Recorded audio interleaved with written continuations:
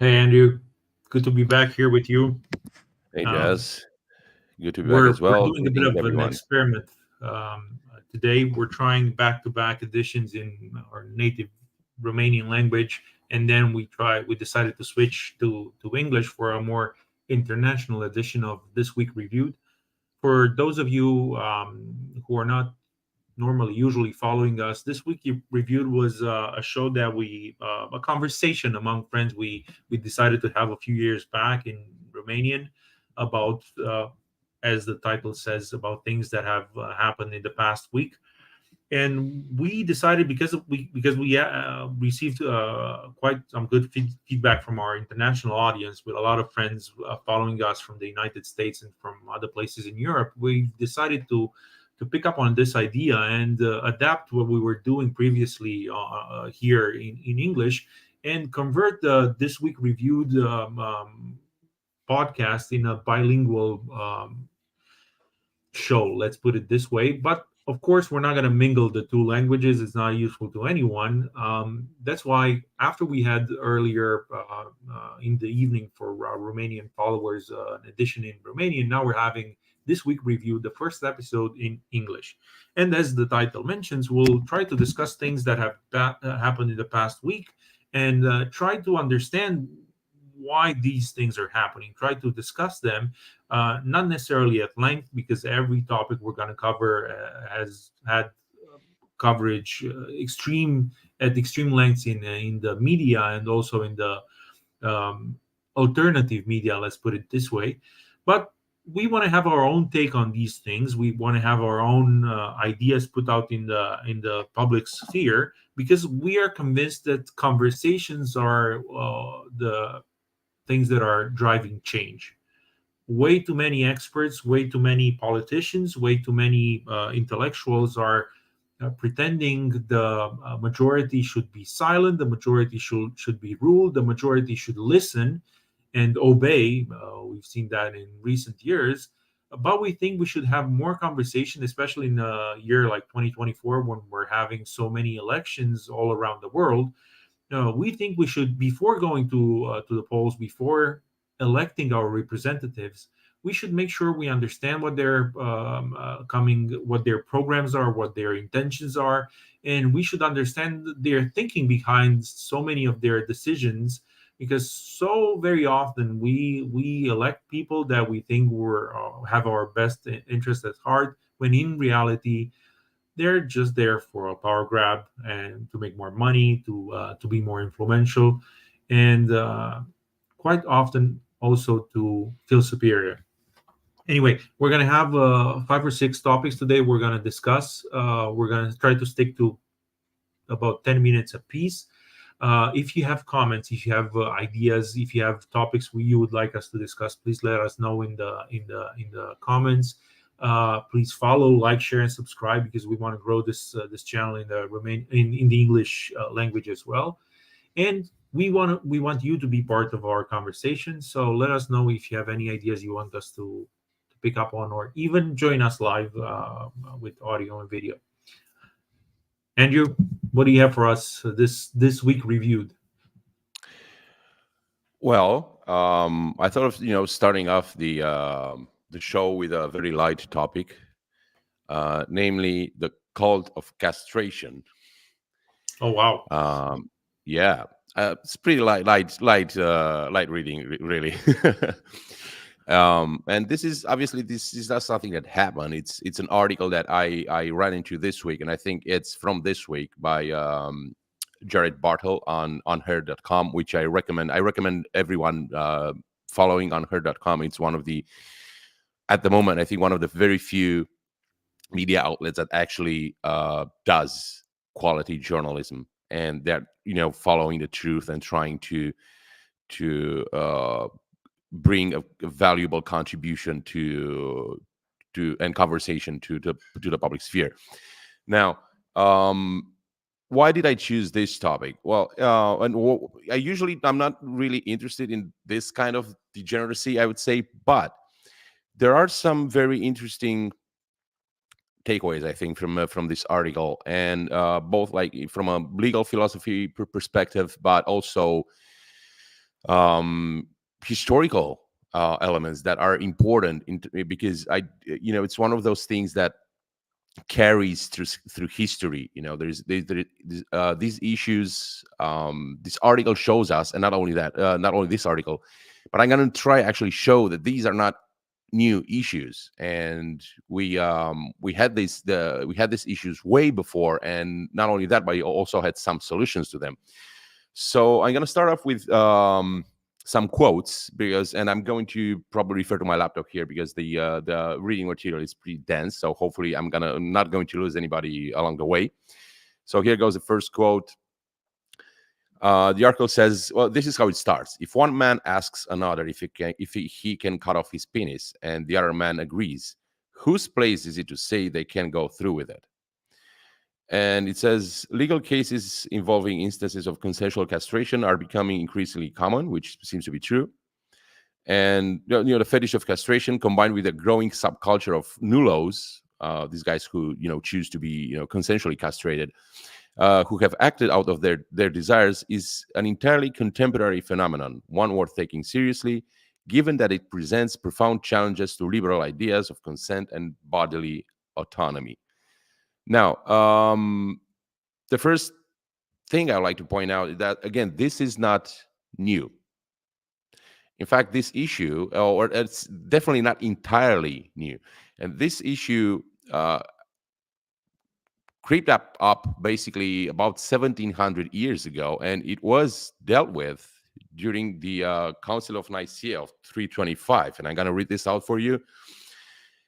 So this is from the actual documents from the Council of Nicaea of 325. If anyone in sickness has been subjected by physicians to a surgical operation, or if he has been castrated by barbarians, let him remain among the clergy. But if anyone in sound health has castrated himself, it behooves that such an one, if already enrolled among the clergy, should cease from his ministry, and that from henceforth no such person should be promoted. So again, while this refers in particular to clergymen, it's obvious that this thing of self-castration, of consensual castration, was a thing again 1700 years ago. And just to see how let me see. Okay, there we go. Oh, sorry. Yeah. No. So there is the author says, and we're going to go back to that quote. He says that there is not a legal precedent to this, but the legal precedent exists as well. And we read here again from the same book by on the 7 Ecumenical Councils by Henry R. Percival, a decree by Emperor Constantine. If anyone shall anywhere in the Roman Empire after this decree make eunuchs, he shall be punished with death. If the owner of the place where the deed has been perpetrated was aware of it and has hid the fact, his goods shall be confiscated. So again, the author makes the claim that there wasn't really a precedent for this, and maybe that the law shouldn't necessarily meddle with these things. As if things are consensual, why not just leave them as they are? You just leave them between each individual persons. And I think this goes to this sort of conversation I often had with my more libertarian leaning friends who will contend that basically if something is consensual between two persons, then they being the full owners of their bodies, then they should be allowed to do so, to perform whatever they want on each other. But this is where the conservative view differs, in that we believe that our bodies and these legal relationships are really more important, or really aimed at relationships between humans. But as conservatives, and especially as Christians, we believe that our bodies are a gift from God, and therefore we cannot dispose of them in any way we want. And that's why we generally equate suicide with murder. And I also wanted you, Jazz, to ask you, what's your take on this?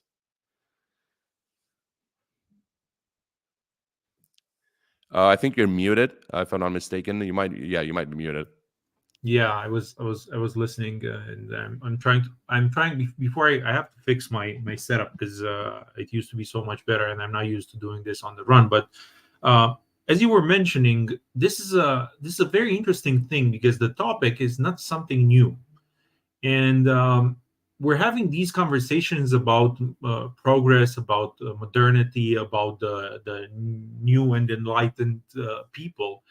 Yet, time and time again, we see topics that have been discussed, as you were mentioning, yes, 1700 years ago, are coming back. And sometimes the rhetoric seems so old fashioned. And it's like we're going back in time, forgetting everything we learned about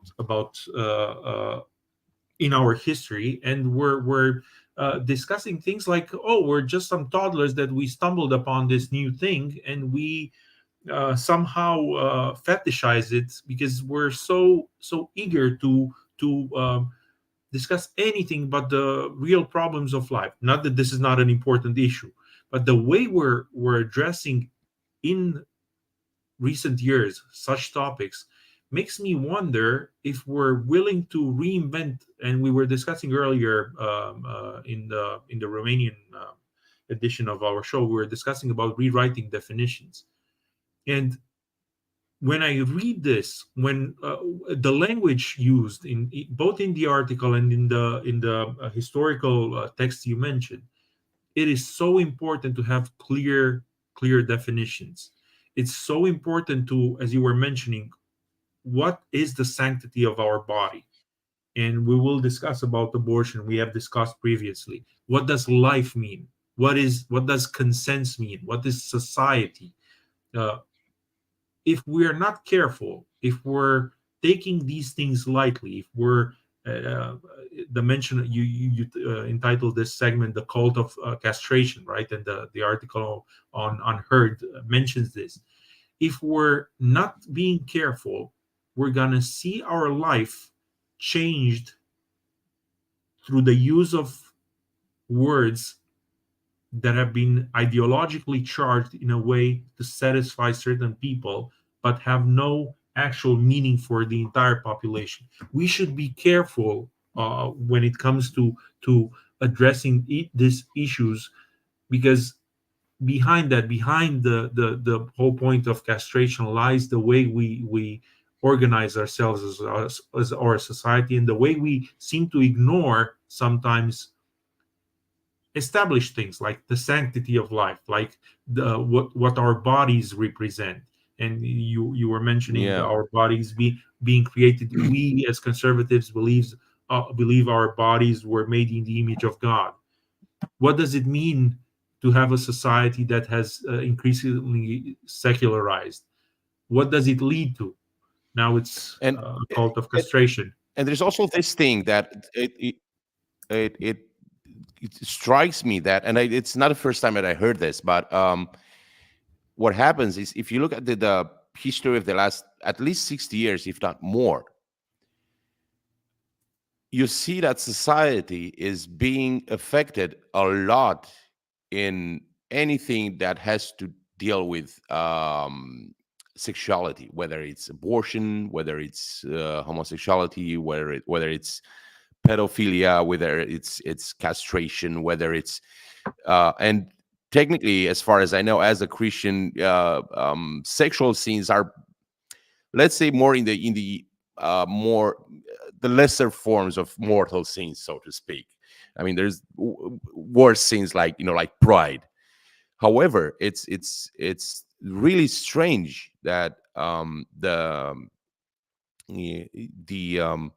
the way our sexuality has been warped, and it's being warped in today's society, and it's been done so for at least 60 years. And again, I feel compelled to go back again to the French Revolution, where they used to there were those episodes where they used to take prostitutes into churches and to basically commit sacrilege. So there is something there. I think it's a way that the extreme left has detected this very the Achilles heel of society. The human sexuality that can be exploited in so many ways to destroy the family, to destroy personalities, to destroy interpersonal relationships, communities. And it's fascinating to see again a sort of more lesser evil or a lesser sin exploited in such um, dangerous and devastating way. I think it's in line with what we've seen in recent years, and there is a case to be made, a philosophical and theological case to be made, that even the sexual sins are deriving from pride. Not admitting that your body is Yeah, in the image of God leads you to treating it the way you want it.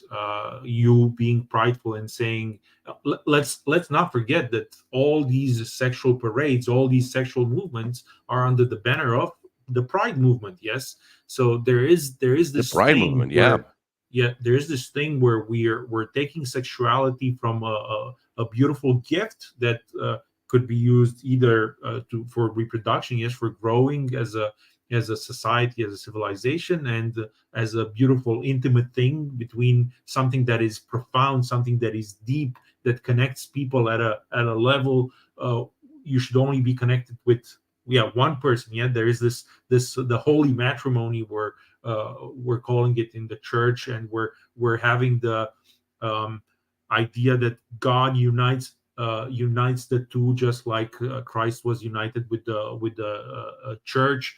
And so we're having a lot of imagery, a lot of spiritual imagery in this, and we're having the sexual revolution saying no, sexuality is something that is for everyone, and we have this call this movement where sexuality has become a commodity at a level that I often think about, what would the Romans or the Greeks say if they would arrive today and realize the diversity in pornography, the OnlyFans movement, where you have all these yeah, young men and women selling themselves publicly to as many people as possible, and I often remember that the Greeks and the Romans had a very lax view of sexuality, especially because sanctity of life for them was something very vague.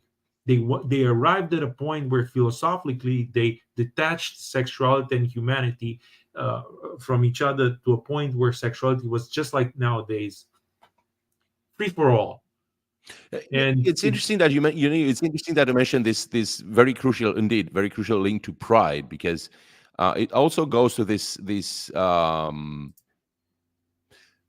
libertarian idea, which is partially correct in interhuman relationships, in relationships that are between two or more persons, where you believe that you wholly own your own body, and you only have this self-referential system, this closed system where it's you and your peers. There is no one above you. So then, indeed, so in this, sorry, in these situations, you should most things that are earthbound, that are related only to relationships between humans, um, should come under the human law. But then again, if you forget about or if you ignore the fact that there might be something above you. Let's say if you're an atheist, okay, or maybe an agnostic. But if you ignore the fact that you are not, again, a self-referential system, you're not a closed system. It's not just you and your peers. There is something above you. There is something that you answer to. There is something that the body. This body was given to you. You're in many ways, I think, although maybe some theologians may not agree with this, you have the stewardship of your body. It's not like, yeah, it's your full owner, and yeah, do whatever you want with it. It's very So important to mention that the definition of freedom is very lax nowadays. Is very has been on and on yeah, changed to the point where it means nothing, and we're seeing the redefinition of redefining marriage. Yes, we're being told that all what all the LGBT movement only wants to be part of what marriage means, yet they redefine it in a way. They do not want to be part of it. They want to redefine the term and be part of the newly defined idea of marriage. Yes, it's not holy matrimony. yeah, Is love is love. Marriage is yeah, love. Yeah, there's nothing holy about it. Just do it. Yeah, just be yourself. yeah. And love is whatever I say. It's love.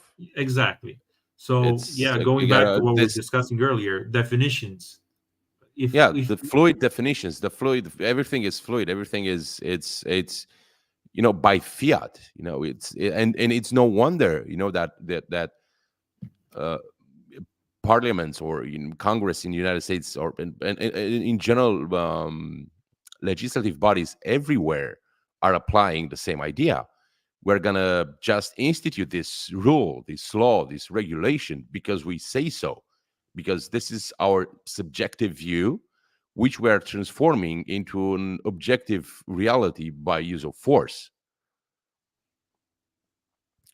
should So we yeah, we should, and I definitely recommend everyone reading, going to unheard.com and reading this article. It's an interesting read, although I don't again I don't agree with the author. I agree with him in some respects. I don't agree in others. I think he's again having a more libertarian tendency to his to at least in this article. And I'm of the opinion that there is a legal precedent, there is a moral precedent to for things like this to be you know under the law, not just being left to whatever wishes or tendencies any two persons might have. And with this, I'll give the floor to you, Jazz. You were mentioning that you wanted to start with a bit of a lighthearted topic, though I think it's a very, very profound idea. And I'm glad you mentioned, you quoted Unheard, because it's the kind of website or the kind of platform where you have profound ideas being discussed beyond what the current roller coaster of news provides.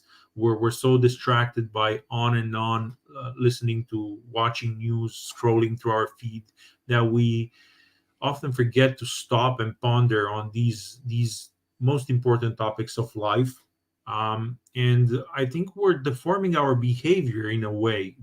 We got to the point where even when we encounter a piece of news that is really relevant to our life, we're so used to scrolling past it that we forget to stop and think of the consequences of what we just read. So even this show, the whole purpose of these conversations are, let's say we want to stop, we want to take a step back and look to the piece of news that we chose from a wider perspective. We're trying to see the things and understand them, not just only mention them. Oh, I was there when that thing happened.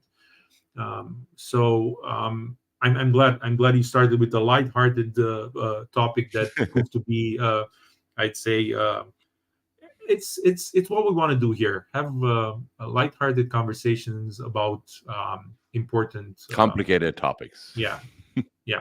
And on let's. I have a very complicated topic I want to mention, yet a topic that everybody knows because it happens in broad daylight. It happened. It was broadcasted by so many platforms, and it was retweeted and rehashed by commentators everywhere. And of course, I'm talking about yesterday's event, the State of the Union address. Hopefully, the last State of the Union address of the Biden administration. I'm not sure. I think he's entitled to another one next year, even if he's not elected in November. Anyway, I think so. yeah, Not sure. it Yeah. might be. Yeah. Um, let's hope it's one of the last ones. Um, of course, I'm not going to talk. I'm not going to dissect what the president said from the perspective of all those respective topics, because it's, again, we're not experts in American politics, but we're very interested in what's happening in the world of politics all around the world, and we are of the opinion that what's happening in the United States has a tremendous effect on the whole world and on Romania as well.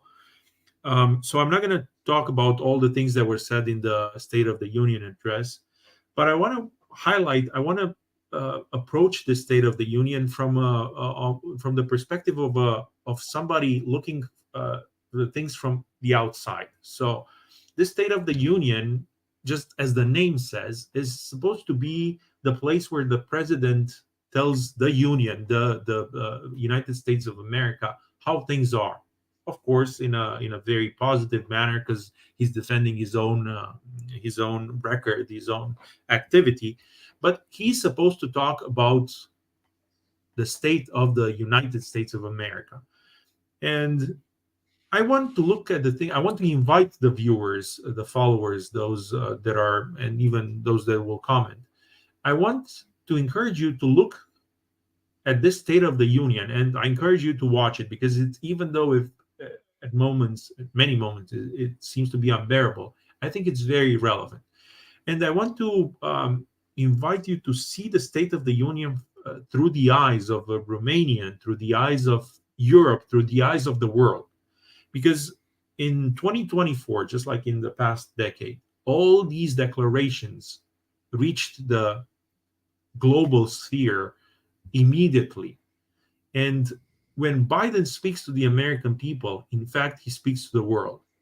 And I'm just going to go quickly through a few remarks about the State of the Union, and I'm going to do it exactly through this lens. How does the world see what Biden has to say? And I picked this image. I wanted to be as kind to the aging president, and I want to mention this age, not age. Oh, don't be, Age is man. not the Don't be. problem. I mean, age takes you, that much. I mean, because I also find myself the many times finding excuses, and then I see him just ranting, and I'm sorry, I'm all out of excuses really for this guy. Well, what I'm saying is that not the number is not the problem. Yeah, President Reagan was an old president, and he Yeah. made so many jokes about it. There's that joke where he mentions he quotes Jefferson, and then he mentions that Jefferson told him those things directly.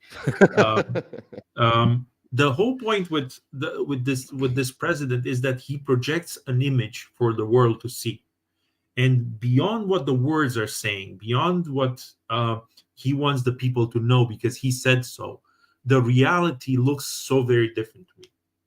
And I know there are people that will disagree. I know that there are people that are applauding this guy. I know conservatives that are saying this is what a true president looks like, because everything has to be a comparison. But when I watched this State of the Union address, what I saw was a president that was showing the world a very, very scary state of the union. And if you watch the whole show, it was a show. Just like I got to the point where I dislike these public displays of political theater. If you watch it and the broadcast starts very early, you will see an entire display of theatrics, of political theatrics. You'll see the groups of Republicans and Democrats and the cabinet, and you'll see the activists. You'll see the guests. You'll see them separated by groups of interest. You'll see the Supreme Court justices, and it's an entire show that is supposed to tell the world, "Hey, the United States are doing great." When in fact, when you listen to what the president says, I think he projects a very, very different image.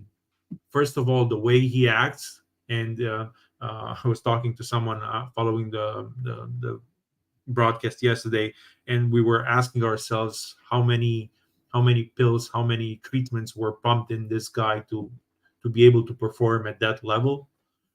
And then he gets on stage and he starts talking. And the way he talks, the topics he chooses, the way he addresses them, makes me wonder, how does the world look at Biden? How does America, how is the State of the Union perceived beyond its borders, beyond the what Americans should what Americans go through every day? And if you look at if you did you get a chance to watch it? No, not yet. I did not, and I'm not even Yeah. sure I am going to. Although it's this channel is called 7076.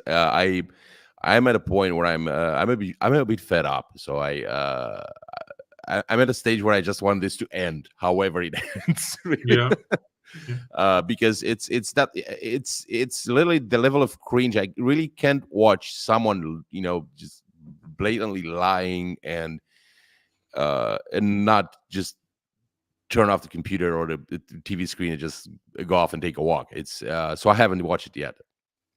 It's interesting because he decides to debut this speech with talking about Ukraine, and I'm like, wait a second, this is about the United States. You're addressing the American people, and here you are that's what talking you about thought. Ukraine. Yeah, and regardless of your position on Ukraine, you ask yourself, what's going on here? Why is this his main topic? Why is this Banging the drums? banging the drums? But it's like, this is the most important thing. This is the burning issue. And I'm like, okay, it's a burning issue, but maybe not for the regular American. Or if it's the burning issue connected to the regular American, Yeah. the way he framed it. And then he went on with the conflict in Gaza. Again, human tragedy that should be addressed. But when you're talking, I'm on the outside looking in, and I'm like, that's interesting. This president of the United States of America is addressing the Americans, telling them about other nations. Is it relevant to the American people? How is it relevant to the American people? Connect the dots. Tell the American people why is it important. And I'm not pretending this is not an issue. Global conflict has repercussions on everyone. That's why they're global. But make sure your people know what's at stake here. Make people understand that if you're sending another 100 billions to a foreign country, the people understand what's going on. And I'm saying this because every topic was addressed apparently in the same way. Oh, this is a very important thing. Oh, this is very concerning. Oh, this my predecessor was irresponsible. We're responsible because this thing is important. How? Explain it. Stop masquerading. Stop putting up theatrics. And again, going back to what I was saying earlier, Soto has become such a masquerade, such political theatrics. But looking from the outside, Biden projects an America that is so preoccupied by its image that it fails to deliver or fails to solve the real issues. And when he's telling Putin that he's a dictator and he's going to be defeated, and that the Ukrainians will get all the help they need, and Putin will be defeated, I wonder, how do people at Kremlin look at this guy? Because it's sad. It's sad. It's frightening when you're considering the ramifications of such an attitude. And I'm not going to go through all the. I think the people in Kremlin really give a damn if it's sad. It's if it serves their purpose. Whether when the people see a weakened America, they're gonna just open up a beer and just, celebrate it. Yeah. Unfortunately, this whole address was basically electoral campaign. As we know, Biden secured the nomination on his side, and Trump secured it on the other side. So basically, this is all a thing about throwing to the public the voting points that they want to hear. Oh, Trump is against more aid to Ukraine, oh, then we're gonna go for it. Yeah, Trump but is I don't against. think the American public really cares about that. I mean, I don't even think the Democrats really care about what the Americans care about. Yeah, this It's is an just interesting thing, and the way things were framed, and the guests that were presented, and the things were that was said. The guy mentioned, Biden mentioned at length the reproductive freedoms issue, because he's not using the word abortion nowadays. It's not kosher to to say. Abortion, you have to say reproductive rights. And the way he muddies the waters, the way he mentions, oh, so many people are in distress because Roe v. Wade was overturned, and I wrote down here, he said the overturning of Roe v. Wade unleashed chaos. So basically you're calling the birth of so many children that otherwise would have died chaos. yeah. I remember actually.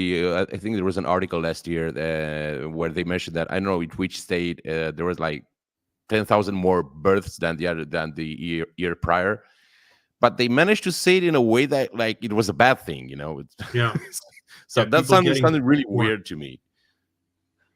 So and he did the same with Ukraine. Oh, we're gonna send so much money, we're not gonna have to send troops because there are lies. There are no American troops in Ukraine, and everybody knows the number of mercenaries that are in Ukraine, or at least everybody that Well, I mean, from this cares to. perspective, yeah, this is like this kind of plausible deniability where well, they're mercenaries, whatever. So Yeah, yeah, but I it's like, wouldn't count them as being officially there as American troops. But on the other hand, I would say that there is this idea that it looks like they're trying to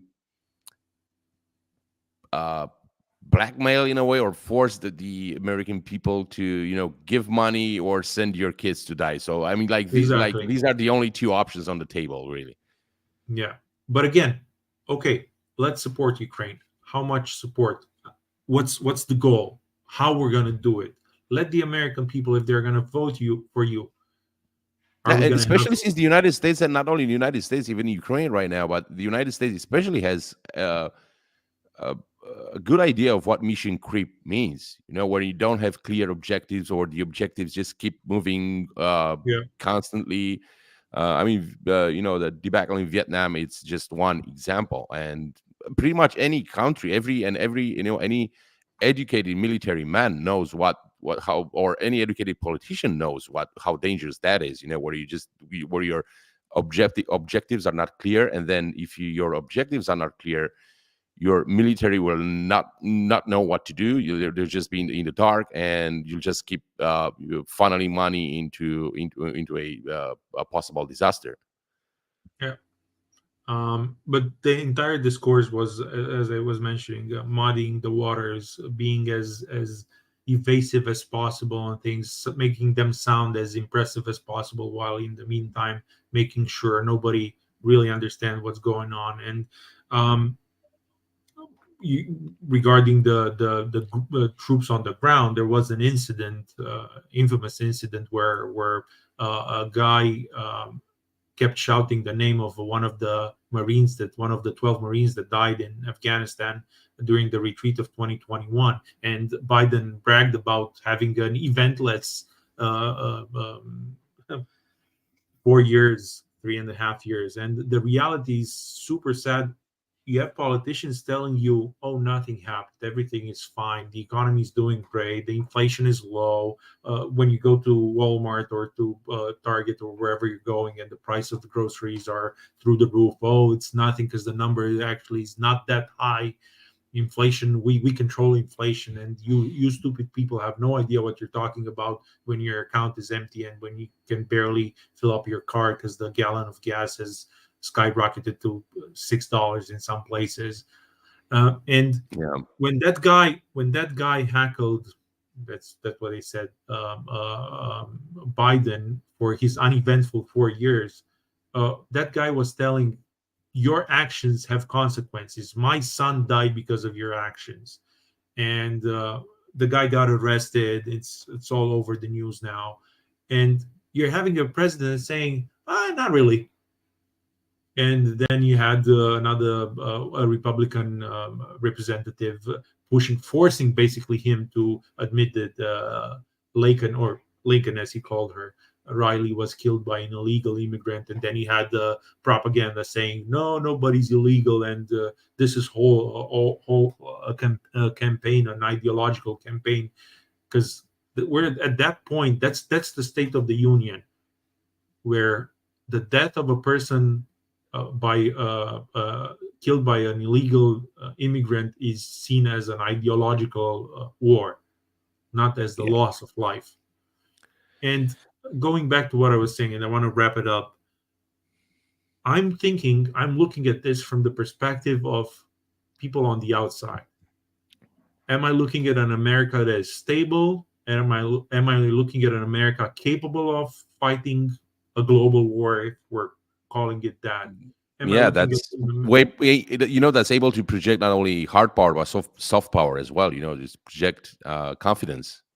yeah, when the topics discussed are reproductive rights and racism and redefining terms, I'm like, And okay, don't forget climate sorry, we're change, screwed. please. Sorry. Don't forget about the climate change. Oh, climate change and police brutality. We're going to talk about this later, about the Laken Riley Act and how Biden decided to. It's about time we have George Floyd Act, because Oh man, can't it's wait to get about that time we topic. have more cities burning. Yeah, I'm really sad to say, and in a way, I do go back to the State of the Union's address by Trump. For 4 years, the media made sure America looks bad because Trump was president. Not because of how America was going, but because Trump was Yeah, president. Now we had 3.5 years of the media trying to project uh, a very almost, it's utopia. Finally, now that Biden was president, everything is peachy with a guy that can barely walk and talk. And we're finally seeing some people in the media changing their narrative, but we're being told, do not listen, do not watch with your own eyes. What you see with your own eyes, what you hear with your own ears, that's not really true. Let us tell you how things really are. yeah. We'll And tell you the truth. is America strong? We as Romanians, we see America as a natural ally of ours. We're part of NATO together. We're benefiting greatly from the military strength of America, especially in this convoluted time in Eastern Europe. How do we perceive America? What kind of America does Joe Biden, through his discourse and through his actions, project to the world? That's a question I invite all our listeners to ask themselves, and try to find a decent answer, not what Jon Stewart or God knows who, John Oliver, are telling you, or I don't know who are the politicians or the Yeah, intellectuals in John Romania who are Oliver. capable Hey of man. watching that discourse and tell us what's really happening. Anyway, enough ranting on this guy. Okay, then I'll have a really, really lighthearted subject for you right now. There's gonna be music. There's gonna be music, Okay. Hit me. and those who know us, or at least somewhat, they know that we both hail from creative backgrounds and that we're both gamers to this day, and will probably still be gamers and we grew with video games. And one of my regrets was to see a lot of creative people not being, say, um, or leaning too much towards the left. And I'm really glad when I see one of the creative guys, one of the say big shots in the creative industry, actually taking a step in the other direction. And in this case, I'm talking about the Halo composer Marty O'Donnell, who decided to run for Congress. And obviously, the internet went ablaze, and we see this article from Gamer, I think, at gamer.com. Halo composer is running for Congress as a Republican, divides fan base. So Yes, he devised the fan base. Here's the guy. This is the picture from his official congressional candidacy website. It's Marty for Congress. He's a very nice guy. He has a lot of nice interviews. But I'm gonna take a quote from one of his tweets when he well, actually I think it's the actual tweet when he announced that he decided to run for Congress. And I'm gonna read the tweet for you. It says, "It doesn't take a village to raise a child. It takes a family, and it takes families to make a village." So this is the first. I think this is a very fundamental thing about America, and whoever studied American history knows that this is the way America was built from the ground up, not the other way around. It was not the state planned. It was not centralized. It always started with a family, the village, the town, and all the way up. Now, continuing, he says, years of ridiculing and demeaning old fashioned family values have taken a toll. Our society's strength, fundamentally linked to the vitality of the family structure, has been eroded. I want to champion the traditional family as critical for a child's development and success. And I'm not going to insist too much on the family right now, but I'm going to insist about this word who seems to be giving a lot of people about of severe allergies, which is tradition, which a word that has been systematically damaged by propaganda. Where what tradition means is that you have experience accumulated over years, over centuries, experience of objective reality and of solutions to problems in objective reality.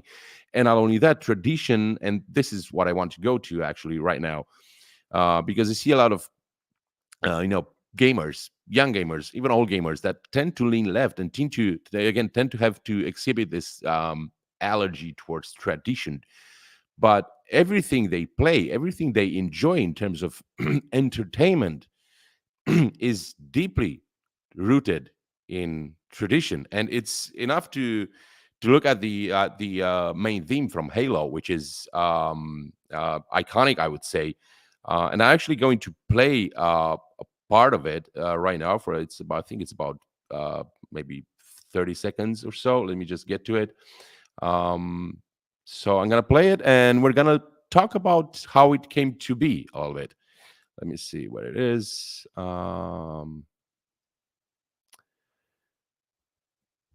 me a second. Here we go.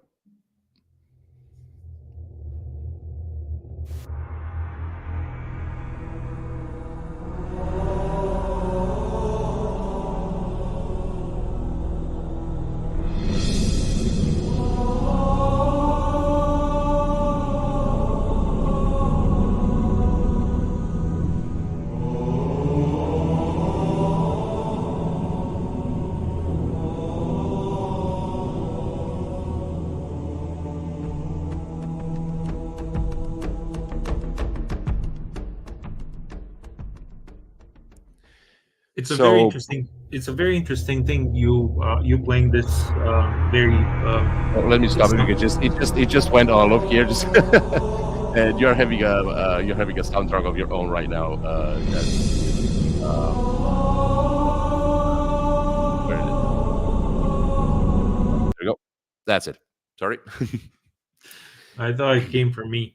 Um, this Gregorian chant sound like, Yeah. and this call back to going back to tradition. It's very interesting because you were mentioning most creatives are very left leaning, and this is a very different discussion to be had.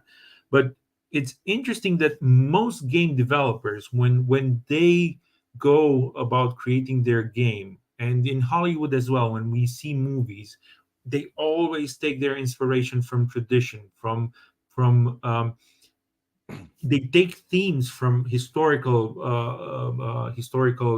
literature. They imbue the content with so many references to tradition, because Yeah. we as human beings are we are rooted in tradition, and they know they have to offer those things. I don't know what if our followers are playing any games or were playing games before, but every game you play has historical references and has uh, uh, religious references. Why? Yeah.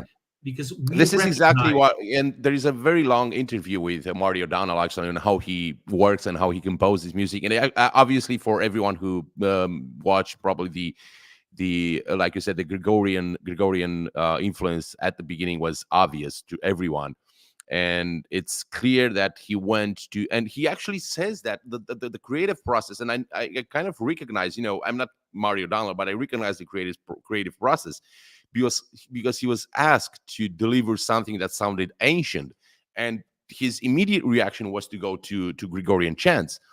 And the more interesting thing that he actually told after that is that the second part, where um, I mean, the actual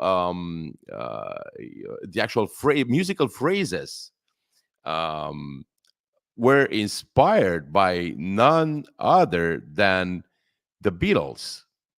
And yeah, and the song that inspired was actually "Yesterday" from the Beatles. So if you listen at the beginning of "Yesterday" and the beginning of the Hell, you will see the similarities in the musical phrases. So it's really, really, really interesting. Um, and more than that, beyond this, even the creators of Halo, the other, the graphic designers, the concept artists. If you look at this guy, and if you are slightly familiar with the universe, this is the embodiment of the medieval, medieval knight. That's honorable. It's selfless, and even more interestingly, talking about how all this tradition helps create art for us. I'm going to show you a very short clip of a medieval arms and armor specialist, Tobias Capwell. He's a very, very intelligent guy. And what I like about him, that he not only knows the his history, he also understands the dramatic effect that armor and the representation of armor and weapons have. So I'm gonna play a clip of him here about the Halo armor, actually. So let's take a look at this. Real armor in the Middle Ages or the Renaissance or whatever augmented the body in a very specific way. You cover the body in articulated plates of steel. You're able to suffer terrible physical punishment that would kill you otherwise. So here, Master Chief is wearing protective full plate armor. Isn't really that different from a medieval armor. The big challenge with sci-fi armor is it has to seem to work practically. But then there's the aesthetic level, the aesthetic associations. Does it look too medieval? It might naturally start looking too medieval or too historical simply because it's designed well, and that's where you end up. There are little things that I really like one of the most distinguishing features on the whole Halo armor is the peak on the helmet, and that instantly tells you you're dealing with Halo. But peaks are an ancient idea. The Romans had peaked helmets. Peaked helmets came back again in the late Middle Ages and are used all the way through the Renaissance, all the way through the 17th century. You and the Romans, this guy and the Romans. This is the thing. So this is why I think that people who are gamers and interested in entertainment and art should understand is that tradition matters a lot. All of this is built, and even when Mr. Capwell talks about that the medieval armor worked well, that means that they accumulated experience, and not only that as we see now in the designs of today, they transmitted that tradition, that experience through the generations. So discarding tradition just because it's it's called tradition, just because you think it's old, just because it's old stuff, everything that's old is bad. No, it's a very unhelpful point to start with. This is something to be mentioned, that in Romania the word tradition is associated with being backwards. The idea of the traditional family has been used by the left as a slur. Yeah, as it is in the West as well, And think of it, think and going back even to the family, think of how jobs were transmitted from father to son. All of this has a way of working, and even if jobs were transmitted in the community, in guilds or whatever, those were still reliant on a strong community, which, again, as Marty O'Donnell points out, it's it starts in the family. The family makes the village. The family makes the community. So it is it's incredible how valuable this otherwise simple, this shouldn't even be an insight. This should be like, everybody should agree with this. This shouldn't be like some revealed knowledge. And finally, I would like to say, I was just the other day, a friend of mine came, who lives in France right now. He came to Romania, and he's I would say devout atheist. um, and however, we were just talking about, I think he lives around Strasbourg, if I'm not mistaken, and there is this moment where he likes it there. So there's this moment where he goes like, I love it so much when I go out of on the freeway. I can see this very beautiful cathedral in Strasbourg, and I don't know what I would do if it would just disappear. And again, he's an atheist, and I would like him, and if he would ever watch this show, or any atheist that goes to a cathedral or even a small church, think of the work that went in there, and think if you would be able to invest that much work and dedication into a project, if you wouldn't believe in the fundaments that project is built around. I remember watching a few years back short series on, I'm not sure, on Netflix or whatever. It was in Spanish about the building of a cathedral in the 14th century, if I'm not mistaken. And it took 100 years, and it followed the generational effort and what was driving them to build that. And it's as you were mentioning, the tradition, and we see nowadays how all these traditions are seen as problematic. Oh, having the same job as your father, that's so passé, that's so last century. Nowadays you have to change your job, reinvent yourself every three years. This thing about reinventing yourself. And then the problem is that people are talking about reinventing themselves, and then they're complaining about not finding themselves. So you kind of have both. You can either reinvent yourself every single year, and maybe also change girlfriends or boyfriends, or you can basically try to find your way and your lane and stay in that lane. Let me give you a respite so you can put water in your glass, because it's so easy to do it. My voice is getting a little raspy. So off camera. Let me just have just 2 points on this whole thing. First of all, I'd like to show you the title. Yes, he runs as a Republican, divides fan base. It's interesting. We got to the point where the whole thing where if you run as a Republican, you're problematic immediately. There is no discussion about that. No people should be running as Republicans unless they are extremists, and then we can label them. So this guy, this Marty O'Donnell, running as a Republican is immediately problematic. And and there was one more thing, actually, from the article, that now that you brought it up, and I actually forgot to present that, because I didn't really want to dwell on that too much, but it's still important. And it's the reaction where they say, well, I'm not going to go. It says, right now, the Discord is arguing over migration and social issues, with some members openly fear-mongering over migrants, and others sharing transphobic rhetoric.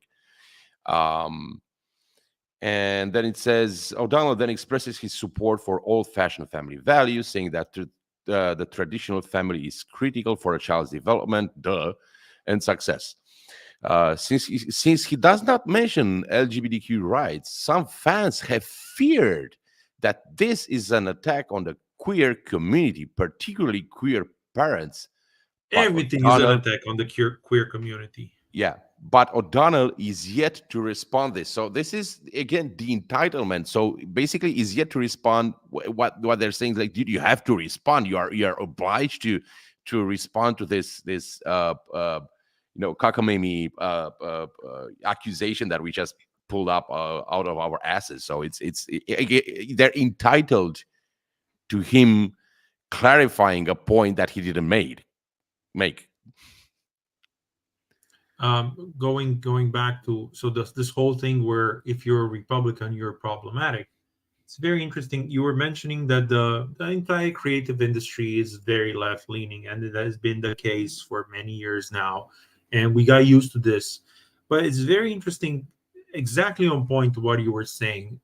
So much of the content is rooted in tradition. So much of the creative content is inspired by tradition, and especially in the gaming industry. And I had my fair share of playtime with so many games, and we see how popular historical simulations are. We see how mythology is time and time again imbued in newly released titles, and they amass so much popularity among old and young gamers.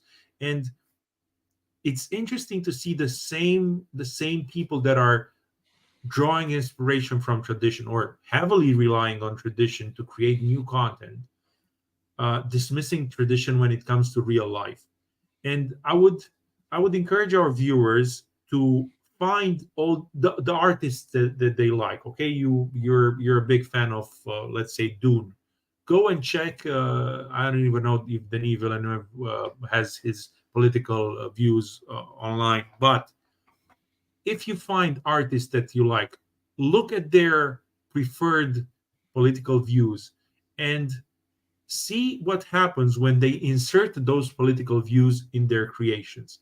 How easily the Hollywood industry was literally transformed to resemble a mishmash of politics with the cover of with the glitter of Hollywood. How do you like your entertainment politicized? How do you like your games politicized? How do you like the ideological drivel that we've seen in media and in news being infused in those games that you play? And it's interesting to see that the same people that have very left-leaning politics, the moment that they take those ideologies and insert them in their creative work, uh, let's put it bluntly, sucks. We've seen that with the MCU. We've seen that with so many remakes, modern remakes that have taken care of all the sensibilities of let's not offend the what was that? What were they saying? An attack. Let's make the creations not be an attack on the queer community. See what happens, and again, Yeah. it's telling that the moment you take But the again, politics into kudos to Marty O'Donnell for actually, because he said he didn't want to enter the politics, and I get him. Kudos to him. Hopefully, we'll be able to maybe at some point have him on here. I would love him. I love to have him on here. He's a really swell guy. Again, look, I think there's an interview by I'm not sure, by some gaming review website with Marty O'Donnell, where he talks about his entire career. And again, you see, I think his mother was a piano teacher. So again, you see the tradition, you see the craft being transmitted within the family, and how a stable family actually helps a child to grow into a mature and balanced and successful adult.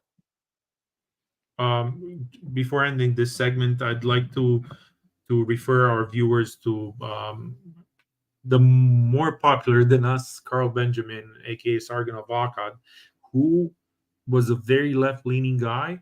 He's still, in many respects, left of center. What the center used to be, because we know how The Center is always overcoming moving. Like it's yeah, like the definition is also fluid. It's just yeah. So it's interesting to see his evolution, yeah, because he started studying history, then he started studying philosophy, classical philosophy, and guess what happened? He started rooting himself in tradition, and he ended up getting married. He ended up giving up on his extensive gaming life. He has children now. He's happily married. He's taking the tradition of and combining it with gaming passion, but in a way that he's building something interesting with his son. He's a big fan of painting miniatures and Warhammer miniatures and yeah, what. Warhammer and stuff. Again, rooted in tradition, but tradition made him grow into becoming what I think every productive member of a society, because we keep saying we should give back to society. Yeah. He built that family that Marty was referring as being the unit which builds the village. And I think going back to tradition is not as dangerous as some people might want to make you believe. Or you can contradict us in comments. Well, it is dangerous, but for the commies, Yeah. Well, yeah, they'll say, let's go back to castrating people, and then they'll say, oh wait, Although I would say, and this castration is the is last point on this. This is the last point on this topic, because I noticed this is that progressive socialists, communists, what they do, they say, yeah, we want to do away with tradition. We have to reinvent everything until they get in power. When they get in power, all the issues and measures that they have, implemented, all of those magically become tradition. So it's I mean, the hypocrisy and double standard, it's so blatant. But again, it's obvious even for those progressive that maybe not fully say cognizant of how progressivism and communism and socialism actually work. To them, even they feel the need for tradition, to have basically a stable foundation on which to build something, whatever that something may be. Let's move on to a more Let's press serious on. topic. Not as serious as tradition, of course. I like this take where we take lighthearted subjects and we try to have profound conversations. Yeah, there is depth to these subjects. There is, and it's wonderful to explore, especially for me at least, and probably for you as well. I think when there is a creative involved, there is a creative act involved, there is so much to uncover. And again, I promised, like I said, we're trying to discuss issues, but also find the interesting aspects of those issues, to find the entertaining aspects of those issues, and we find the entertainment in discovery, in peeling all these layers and trying to understand how things came to be to this to their present form. It's the next topic is very, very sad, and it's very sad because while people are pretending they care, and they are, the politicians are telling us they are doing all the things for our own good, in reality we can see through their actions that they really do not care. And when I say they really do not care, it's not that they do not care how poor you are, or how well fed you are, or how healthy you are, or whatever, if grandma lives, or if we shut down the economy. They actually do not care about you even in death. And I was mentioning earlier that Joe Biden tweeted, X'd about the need for a George Floyd Act, a police brutality act against police brutality. In the same time, we had yesterday, and in a way, I would have liked it to be on today, because today we celebrate in Romania the Women's Day. Yesterday, there was a vote in the House of Representatives in the U.S. Congress a vote on the titled Laken Riley Act. And it is a vote that took place very quickly, and of course with political ramifications and with electoral ramifications. And a bit of background for those of you that do not follow these kind of politics that closely. The Laken Riley Act is based on a tragedy that occurred just a few weeks back in Georgia, when a young nurse she was, I think, 22, while on a jogging spree, she was beaten up and killed by a dude. And that sparked a lot of indignation because it was turned into a political matter, because that person was not only an illegal immigrant, it was an illegal immigrant that had been previously detained at least twice by authorities. So it was we've seen this in the UK and Europe happening. So it's there are it's many similarities, and we're being told here in Europe, and especially in Romania, that these things do not concern us. We're safe, we're okay. But I don't want to have a prophetic voice, because it would be a tragic prophetic voice. But these things will happen in Romania sooner rather than later, where you have clash of cultures, clash of civilizations, where people that do not regard life as being sacrosanct, people who are ready to do anything for their own gain, will resort to killing, even in Romania. So this girl, 22-year-old nurse, while jogging, she's being killed. And because the assailant the murderer is an illegal immigrant from Venezuela, Congress, the House of Representatives, where the Republicans have a majority, introduced the Laken Riley Act, which states that ICE, the government body that should enact immigration policies, that ICE should not only be notified, but take into custody and presumably process and extradite any illegal immigrant arrested for even for theft, for small crimes.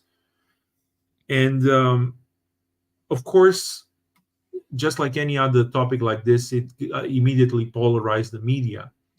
But the interesting thing is that we got to the point where the death of a girl is considered something to be debated, to the point where people are saying it's more important not to call those people illegals than the fact that the girl died. Just like it was more important to discuss in the George Floyd's case if the society was racist than if the guy was being arrested for something that he did. Yeah. We're moving away from the reality, from the cold, hard to swallow fact that a girl was killed by a guy that shouldn't have been there on the streets. He should have been detained. He shouldn't have been let in the country in the first hand. Yeah. Yet we're discussing if we should call him illegal, if the term illegal is not racist, if it's not. Well, that's the thing. We are not discussing it. They want us to discuss this. They want to change the topic of discussion and basically to warp reality, because I'm insisting on this idea that there is no left, there is no right. There is two ways of accepting objective reality. In this case, the objective reality that that girl was murdered by a man that shouldn't have been there by the laws of the United States, okay, versus the fiction, okay, the imposed fiction of the American left that says that discussing how you address that criminal is more important than the fact that he committed a crime. So that is, it's reality, it's objective reality versus subjective reality as set by whatever politicians, whatever pundits or NGOs or companies or whatever. And this is a fair warning to our viewers. Be very careful when your politicians are speaking. Be very careful what stands behind their speech. This is very 1984, where they are taking words and they're assigning new meaning to it, while pretending they do it for your own good. It's more important to talk about the use of word illegal than about how we should protect the life of American citizens. It's more important to have a conversation about the rights to have as many people come over than instead of talking about the rights of the people that are already here, that are allowed to that are supposed to be protected by their politicians, and that have a and lawful presence there. It's their country. It's the place they were born in. Is the place that where they belong. and it's interesting to see, because this of course will have people saying, well, you cannot pass a law just because a tragedy happened to a person. No, this has been a repeating episode, a reoccurring episode, that Yeah, you just have to apply tragedy. the law. There is, Yeah. yeah, you just have to apply the No, but body of laws. even before applying the law, this whole thing that we cannot have laws to one because of one particular case, which is not the reality, because we've seen it over and over again. And Yeah. whoever likes the American Constitution and constitutional law can see how many of the cases that arrive before the Supreme Court are basically precedent on which to decide the future of a nation based on one event. Yeah. And Yep. now the Republicans in the House of Representatives decided enough is enough. We're gonna take this tragedy and we're gonna use it as we're gonna use it as a pretext to enact what should have been enacted a long time ago. As you said, it's in the law. The idea that you are entitled as an if I go into the United States, I do not have a right to be there. Yeah. If I just bang on the door, I'm like, I'm here. Oh, do you have a visa? Oh no. Do you have the right to be? Oh no. But take me in, because what's that? I'm the here law? because I'm here. Yeah. The law is relative, and you have these guys passing this bill and subjecting it to a vote. And I was saying earlier, beware of the politicians that pretend they have your best interest at heart. So Because they don't. yeah.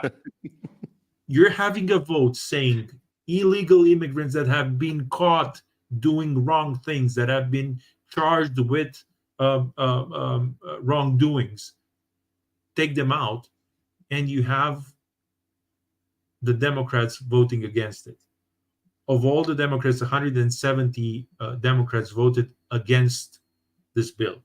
170, regardless of their color. Politicians said, no, we are not going to give the institutions the power to protect our citizens.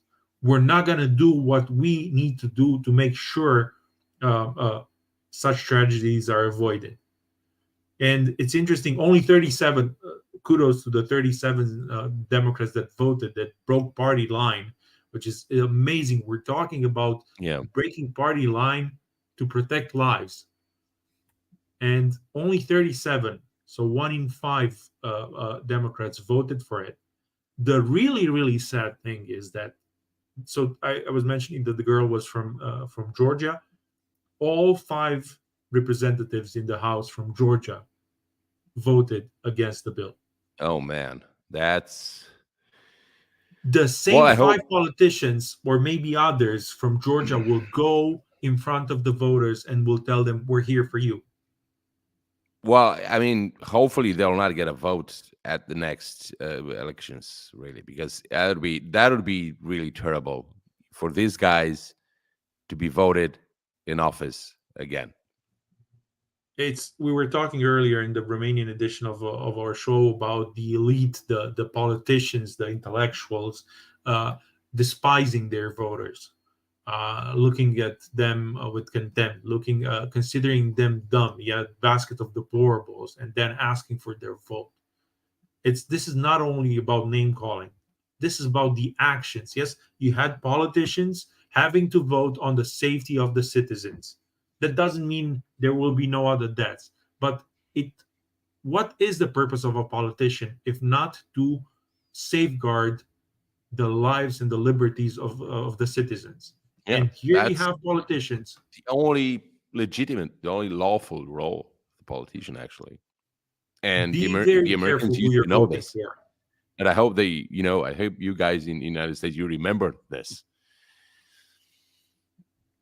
It's a Yeah. sad reality, but it's a reality that is becoming the norm in many places. We're not having conversations about reality. We're having conversations about ideology. We're having conversations not about cold hard facts. We're having conversations about perceived language, and let's not offend anyone, because Yeah. offending someone is worse than having someone Beating killed. beating them to death is okay. Just make sure you don't offend them. Yeah, exactly. Make sure you do not offend the illegal guy. So that Ibarra guy from the You can Venezuelan club guy, them to death, but make sure you don't misgender while you do that. Okay, so yep. just This is the sad man, reality of yeah, our yeah, politics yeah. nowadays. And And it's in sad. Romania, Like yourself, I'm a firm believer in the American ideal and American spirit. I think they will prevail. It would be great, however, if they would prevail without so many people paying so dearly for it. yep. So hopefully these things will happen less and less, and we'll see America, turn around faster rather than or sooner rather than later. Oh, we're seeing these kind of actions. This is a tragedy, of course, and this is telling. The action of these representatives is telling.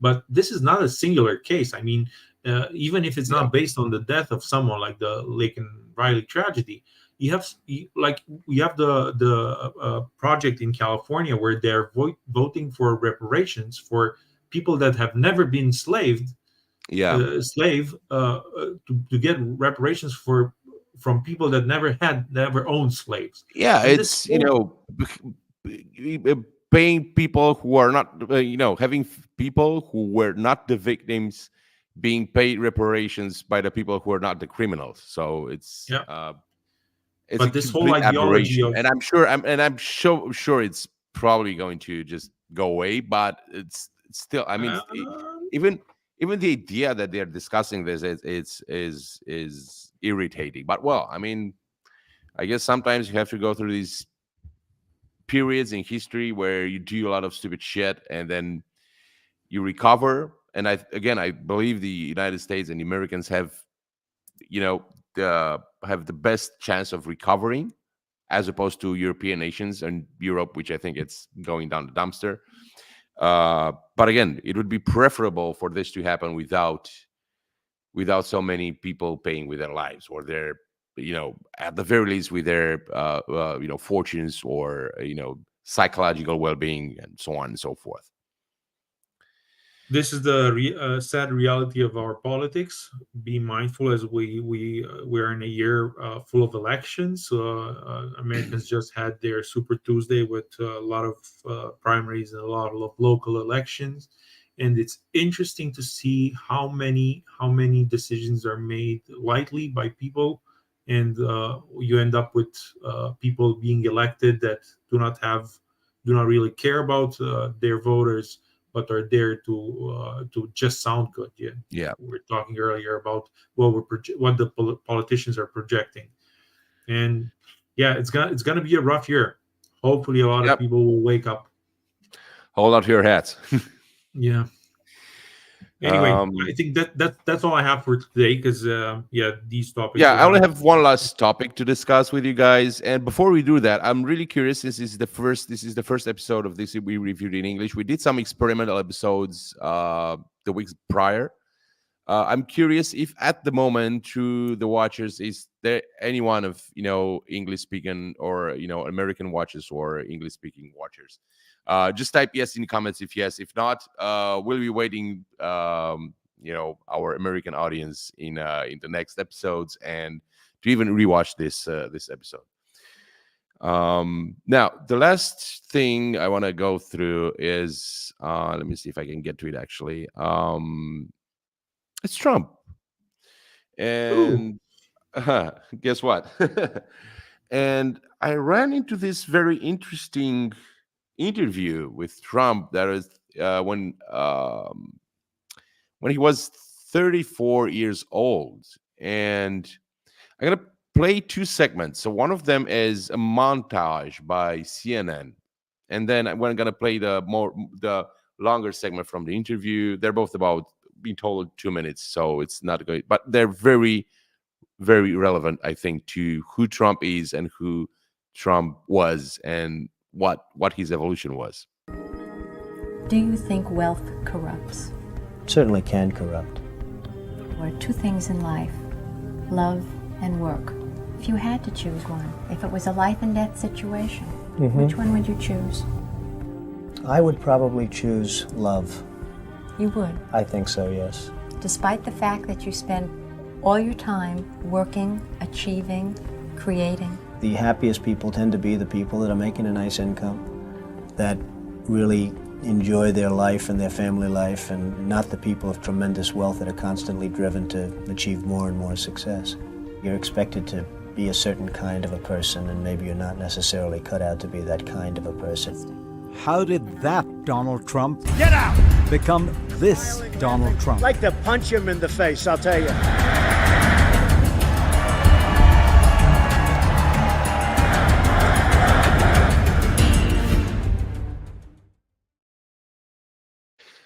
Well, I don't know what. I haven't watched the CNN. I think it's a bit of a documentary, I guess. But the answer itself is provided by Trump in the very same interview, and I'm gonna play that segment now, and we're gonna shortly discuss, because it's going to be pretty clear for everyone.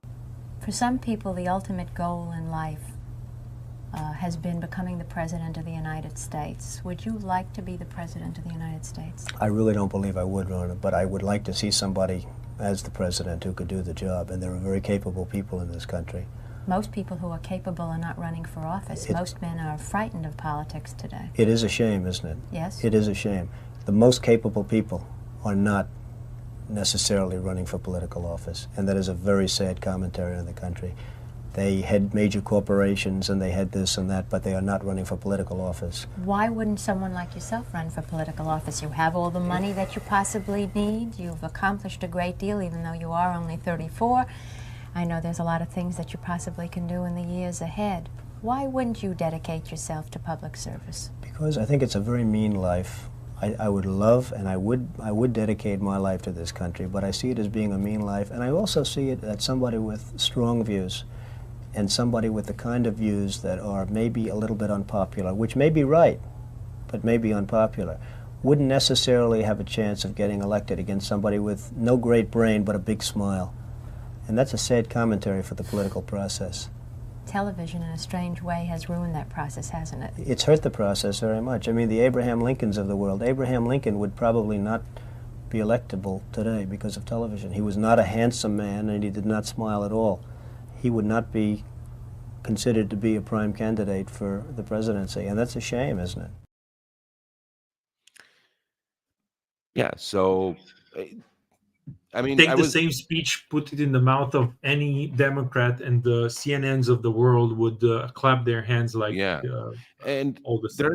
There's I think 2 or 3 points that I would like to make about this. So one, he mentions, people, most serious people, most people that are dedicated to their work, not wanting to be presidents. And this is something that actually, if I remember correctly, Alexis de Tocqueville pointed out in his Democracy in America, that most politicians are those people who are not able or not willing to deal with their own lives, to advance in their own lives. And what they end up doing is hunt for positions where they can dictate everyone else what to do. So that's why, Tocqueville said that, good people in politics are a rarity. And you see that Trump actually, in that interview, he maps where he got today. He says, look, I'm a serious guy, a guy who would actually like to get the job done, would be unpopular. And to the question, to the CNN's question, how did he get to be this way? Well, that's how you get when you are being pissed on and when they're getting pissed off.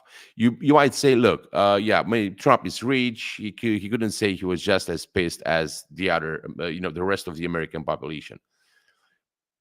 But I think on a moral and from a principle point of view, he would have be as aggravated as I think the other Americans are now. And you would see that it's normal after you're being abused, especially for the Americans who were always born free. They always knew freedom. To see your life, your community abused for decades by evil politicians, it will get you there. And because there is all this talk about civil war. Obviously, if you push someone to you can push anyone to a brink where they're just punch you in the face at the very least. This is doing of the American left, and it's been going on for decades. And it's to me it's seeing from where America started and how it developed, and the amount of damage the American left managed to inflict on on America in the last 100 years or so, I would be even more aggravated. It's really sad. So again, I'm a firm believer in America's and in the Americans' ability to bounce back. But yeah, that's how you get there, when you are getting aggravated by consistent and programmatic abuse. That's what happens. You get aggravated, and you're not soft spoken anymore. You're just gonna raise your fist and actually threaten someone to punch them in the face because they abused you so much time. And while you may say that Trump was not subject to too much abuse prior to 2016, although I would still I still had seen issues, situations where people would be just mean to him as in public, in public spheres. But after 2016, since he became president, he and his family were a constant, and still are, constant target of abuse. And clearly Trump is amazingly thick-skinned. Although I do think that he's a bit of a softie on which it's pretty obvious from this interview from when he was younger. But still, it's impossible that level of abuse does not affect you. And if it doesn't affect you, it will surely affect your wife, your kids, and even his wife.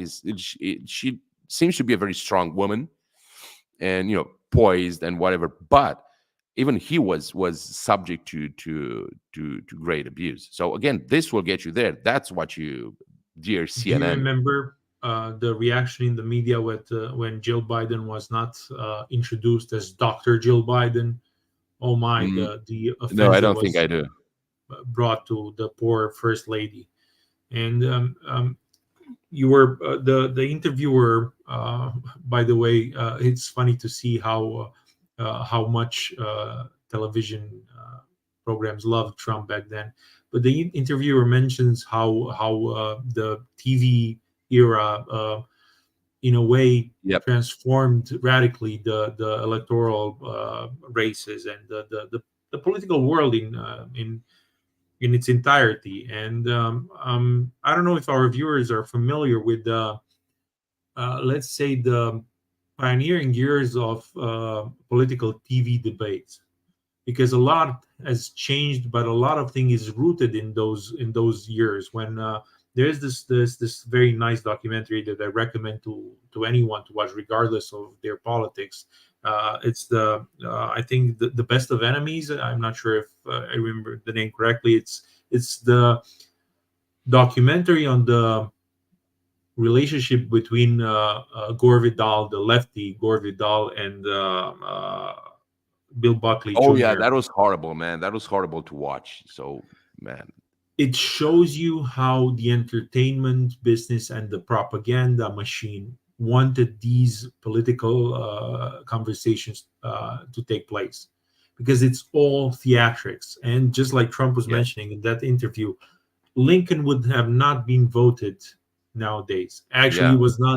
he was narrowly voted because of some third party candidate, but Yeah. he would not have been voted today because nowadays politics is a popularity contest, and nowadays it's Yeah. all about imagery. And And it's and about Trump and his legendary now mean tweets. I remember when I was working back a few years back when I was working for The Economist, we worked on this piece where that basically said that James Madison wouldn't have been able to communicate in today's climate, and we illustrated that with basically a mock-up of a Twitter post where Madison actually tries to write one of his speeches, and obviously he runs out of words. And this is thing where we have um, um, the discourse, the quality of discourse has declined so much, and and it's this the zeitgeist, whatever you want to call it. I'm not going to complain about it. It is what it is. But being what it is, it's a reality, and this is the way the reality works. And this reality was, mind you, was set up exactly by the left. The left that wanted to do away with tradition, that wanted to do away with knowing your history, knowing your rhetoric, knowing what's okay to do and what's not okay to do. And with this, I'll probably wrap up this topic. I would point out a very interesting example. I think right before not right, probably about 10 years before the Civil War, there was this the canning of Sumner in the U.S. Congress, where I think it was Charles Sumner. He's pretty famous pretty famous abolitionist, and he was canned by a senator, and he was beaten up pretty badly, and it shows that even politicians who can actually otherwise be very articulate and very cultured and whatever, they will at a point when the tensions in societies get too high, they will drop all the politeness and all the civilized act, and in times of crisis people will resort to violence at some point. Again, if you bring them to the point where, at least to them, violence is the only resort. And I know that today's society is abhor, and I abhor violence as well, but it's still violence, sadly, as we're fallen, as a fallen civilization, fallen humanity. Violence is going to be with us till the end of times. And I would like to end with these words from the sci-fi writer Robert Heinlein, who's actually said that violence does solve conflicts. If it comes to it, violence is a very efficient tool at solving conflicts. Obviously, it is desirable not to get there, but one also always has to remember that. Well, if you push someone too hard, if you push a family, a man, a family, a society, a community too far, they will, at some point, they will snap. So, again, hopefully, the American left would do well to remember this. I guess it's getting very late. I hope it was an informative, if not entertaining, conversation we had here. We're looking forward to receiving your comments, your observations, your feedback on this show. Absolutely. We're looking forward to having more guests online to discuss political issues from the United States, from the international stage, political stage, and the cultural stage. And we're, of course, looking forward to having more viewers, growing the community, better understanding how these conversations have an impact on our followers, on our listeners. Yep. And we hope you enjoyed this show, and we're looking forward to seeing you back here again. Thank you. Yes, and please do like, share, and subscribe. It helps a lot. We need to, especially now since we're extending, so to speak, in in the Anglosphere. It's very useful for us to get a like, a share, or subscribe, and especially on Twitter, since it looks like we're doing pretty well on Twitter. So again, thank you to all of you for staying with us. Spread the word, and we'll see you next week. Good night, Have a good night. and a great weekend to everyone. Bye-bye.